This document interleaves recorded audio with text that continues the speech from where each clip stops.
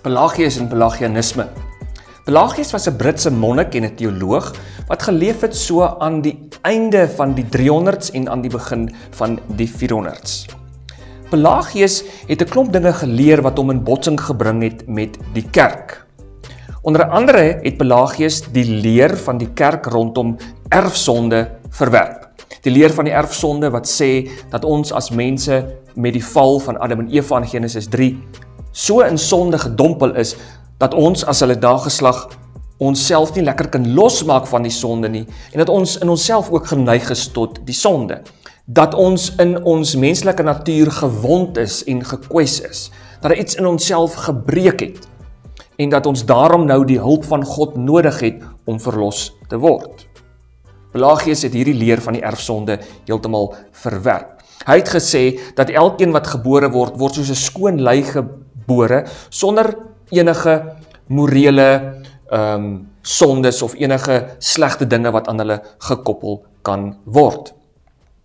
Pelagius het egter ook begin leer dat genade nuttig kan wees vir die mens, maar dat genade nie regtig nodig is vir die mens nie, veral nie wanneer dit kom by verlossing nie, want omdat daar nie 'n erfsonde is nie, en omdat die mens moreel eties goed gebore word, daarom kan die mens weens sy eie vrye wil en sy eie vrye keuses self vir hom 'n pad in die hemel oopwerk.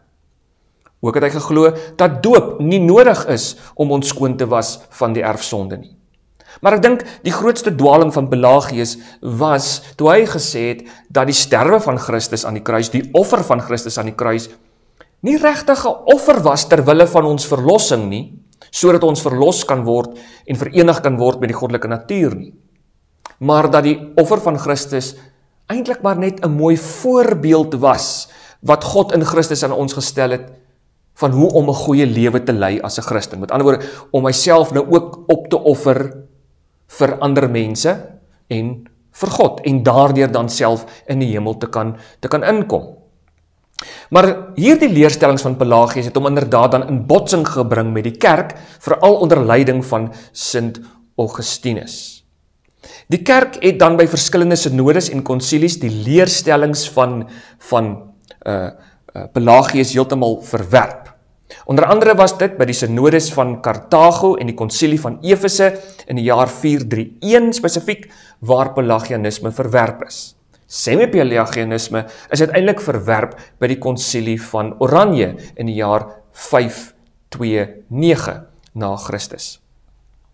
Die Katolieke Kerk het by daardie konsilies inderdaad bevestig die leer van die erfsonde, dat die mens inderdaad in homself gekwes is, dat er iets in die mens gebreek het met die val van Adam en Eva. Dat ons daarom inderdaad die genade van God nodig het vir redding. Dat genade nie maar net 'n hulpmiddel is nie, maar dat dit 'n absolute noodsaaklikheid is in ons verlossing. Ons vrye wil het wel nie totaal en al gebreek nie, ons het dit nie totaal en al verloor nie, maar sonder die genade van God kan dit nie regtig funksioneer nie, en kan dit ook nie herstel soos wat die Here dit sou wou hê voor die val plaasgevind het nie. Die doop is as belangrik geag om erfsonde te hanteer en om dit dan ook af te was. Die dinge wat die kerk besluit het uiteindelik by hierdie synodes, soos dat die genade van die Here absoluut noodsaaklik is, dat doop noodsaaklik is, dat die mens wel 'n vrye wil het, maar dat dit gekwes en gewond is, en dat die erfsonde die mens inderdaad beïnvloed ook in sy nageslag. Dit het inderdaad die Katolieke verstaan van verlossing vir die eeue wat kom dan ook beïnvloed.